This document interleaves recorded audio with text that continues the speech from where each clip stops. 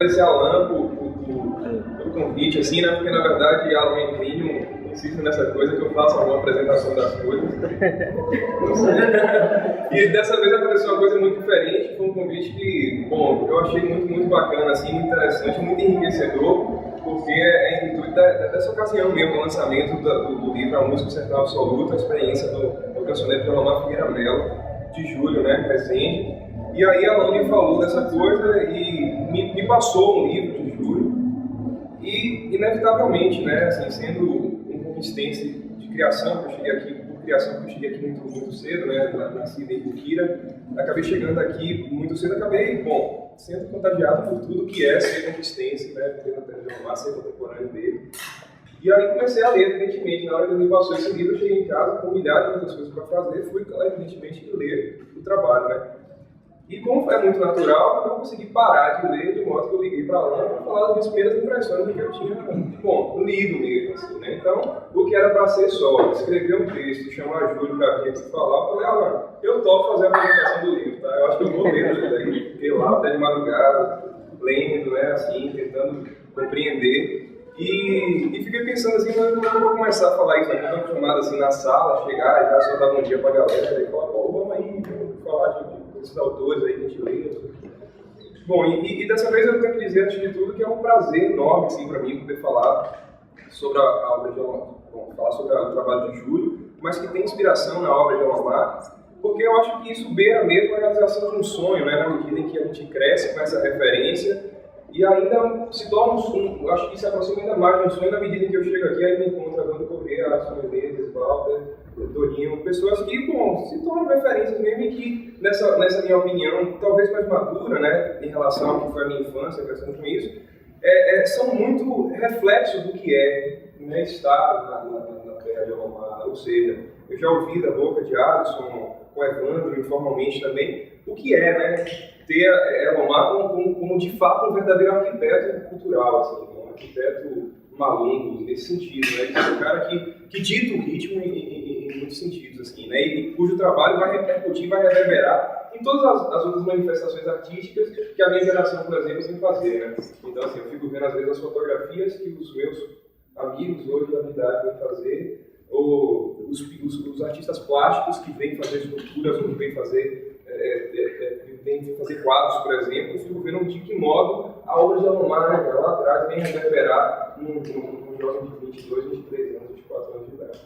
Bom, mas aí eu fiquei pensando, então, de que modo eu poderia, então, explicar, né, sem poder, claro que todo mundo vai ter que ler o livro, então eu não vou poder falar muito, a prosa é bem rápida, né, então assim, eu devo dizer que o trabalho de Júlio me agrada muito e me deixa numa situação muito confortável, principalmente quando eu analiso o livro e levo em consideração o meu lugar, né, assim, eu estou falando do lugar de jornalista e de pesquisador, de professor.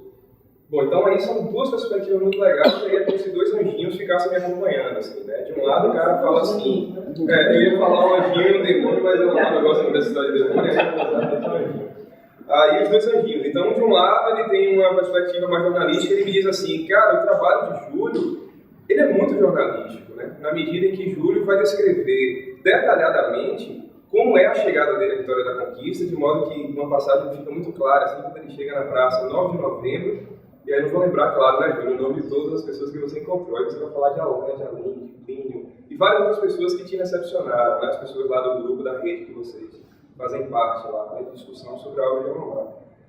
E a riqueza de detalhes, ela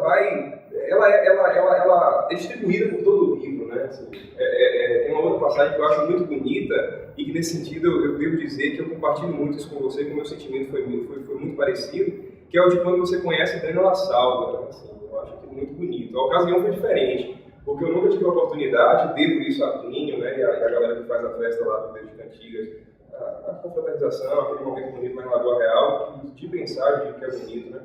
Mas, assim, foi um momento muito bonito também, que você escreve e diz ter sentido quando você conheceu Breno La Salva, foi algo muito parecido com o que eu senti, né? E daí eu digo também, talvez a minha segurança em dizer que o meu anjinho jornalista diz, pô, o cara, ele tem um tino jornalístico bacana, assim, no sentido de descrever as coisas, né? Detalhadamente. E nesse sentido, a abordagem jornalística deixa o texto muito leve, deixa o texto muito agradável. né, e se isso serve de prova assim, né, eu li o livro em 3 dias, 3 noites, assim, 3 plantões assim, né, intensos, né. Eu cheguei a cochilar até um dia, mas no outro dia eu voltei uma página do livro. Mas assim, não posso esquecer que o outro anjinho, né, que é um anjinho mais audacioso, eu diria, mais abusado, mais denso, mais complexo mesmo, que é talvez, né, nessa comparação, que é o anjinho da perspectiva do pesquisador, é um anjinho que me fala, cara, esse professor da Universidade Estadual do Rio Grande do Norte, ele está te apresentando aí várias possibilidades de projetos de pesquisa a partir da obra de Alomar. E de que modo o Júlio faz isso, né? Ele vai ele dá vazão, né, assim, é uma avalanche incrível de afeto mesmo no trabalho de Alomar, né? Ele deixa transparecer o quanto ele gosta daquilo, o quanto para ele é bom sentir aquilo que a obra de Alomar passa. E ao passo que ele vai apresentando canções, né, que chamam a atenção dele, ele vai trazendo autores clássicos da filosofia, da sociologia, e vai nos dizendo, olha, isso que ele está falando aqui, Nietzsche disse, né? E aí, eu devo dizer para você, Júlio, que esse foi um momento assim que eu fiquei pulando de alegria, cara, de ver aquela contradição no seu trabalho, né? De ver você escrever um trabalho sobre Elomar e suscitar uma passagem de Nietzsche, que é um autor que eu já ouvi uma declaração de Elomar, que é aquele que ele considera como um dos demônios apocalípticos. Não é? Então essa contradição é muito bonita, né? Porque como assim, cara? Elomar diz isso em alguma entrevista dele, né? Que alguém me corrija, por favor. Eu acho que não sei se são 3 ou 4, eu me lembro sempre de 3. Que ele diz, né? Que os 3 demônios apocalípticos da humanidade foram Karl Marx, Friedrich Nietzsche e Freud. Não, como são 4, Freud e Charles Darwin. Né? Ele fala disso, né? E aí, assim, e de repente, lendo o livro de Júlio, há uma referência a Nietzsche, né? Falando da música, né? Então, assim, bom, nós não somos tão diferentes assim, né?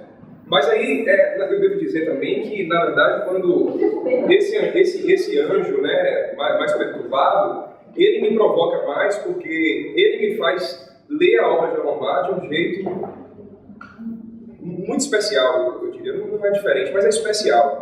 Eu acho assim, acho que talvez pelo meu linguajar e pelo próprio jeito de me vestir, vocês podem imaginar que a obra de Alomar não é materializada em mim a partir das minhas vestimentas, do meu modo de ser. Não necessariamente nesse respeito, né? O meu modo de vestir, de falar ou de me alimentar, né? Só de pensar que ontem eu comi uma pizza do Caixinha e tomei Guaraná Antártica na hora do almoço, mostra que eu não sou nada alomariano nesse sentido. Mas sou extremamente alomariano quando eu penso a cultura, por exemplo, né? Então, assim, de modo que eu devo compartilhar com vocês essa experiência que eu vivi recentemente, que foi um dilema, que eu me vi louco diante disso, que foi assim, eu sempre fui torcedor do Flamengo, né? Por aquela imposição natural dos nossos pais, assim, nossos pais ouviam a Rádio Globo e nós, né?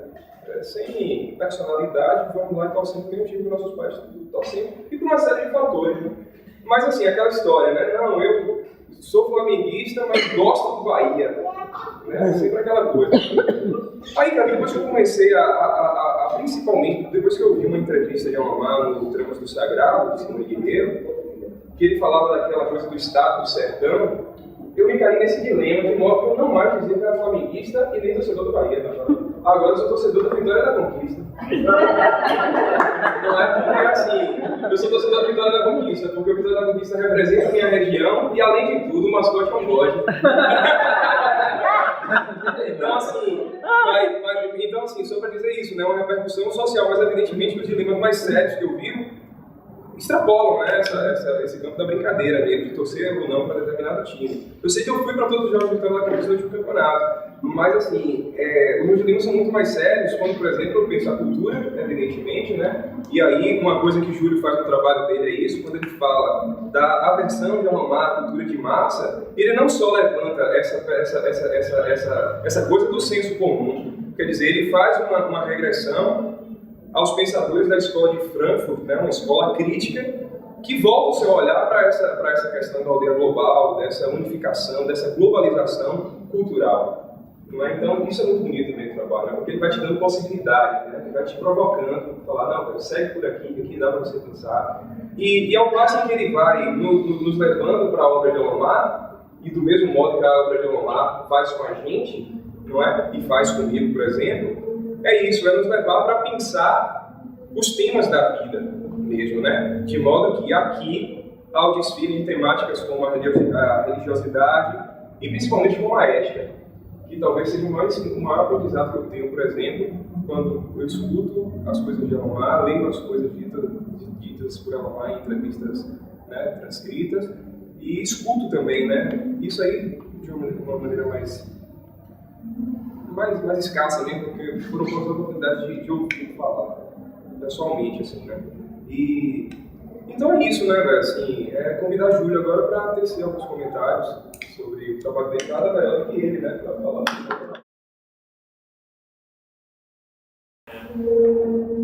Pessoal, muito obrigado pela presença de vocês.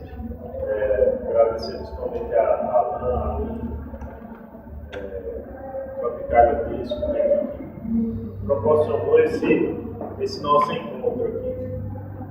Então, é interessante observar que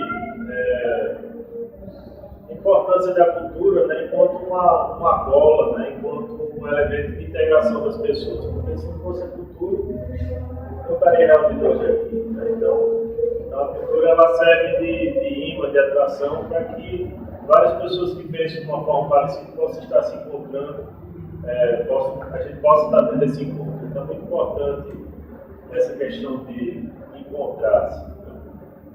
Então, a partir meu contato com a música de Elomar já tem algum tempo, e assim como é possível observar no livro, o livro ele tem algumas ilustrações. Logo no início dos capítulos, tem uma cidade lá do Rio Grande do Norte chamada Caixara do Rio dos Ventos. Né? Então, isso serve um pouco também para mostrar que o sertão do Rio Grande do Norte não é um sertão diferente do sertão de conquista, né? Na verdade, nós temos um grande sertão aí que integra o mundo. E é interessante a gente observar que, na perspectiva da psicologia transpessoal, que adota aqui no livro, que o ser humano ele é transcendente. Muitas vezes a gente acha que é uma coisa, algo concreto, que é matéria, algumas perspectivas filosóficas ou religiosas, não religiosa, às vezes acredita isso, mas o ser humano é um ser transcendente, né? E essa nossa transcendência é a integração com a natureza, né? Então, essa questão do sertão, ela influencia muito a nossa vida, assim, quem convive, quem vive no sertão, é muito influenciado e é interessante fazer essas observações inicialmente, porque talvez, assim, eu falei hoje numa entrevista, e talvez a música de Elomar seja uma das músicas, algumas das composições que mais retratam esse estado de consciência do sertão. Escutando a música dele, lembrando uma outra metáfora do filme Matrix, né, de repente você pudesse ir para uma outra dimensão. Né?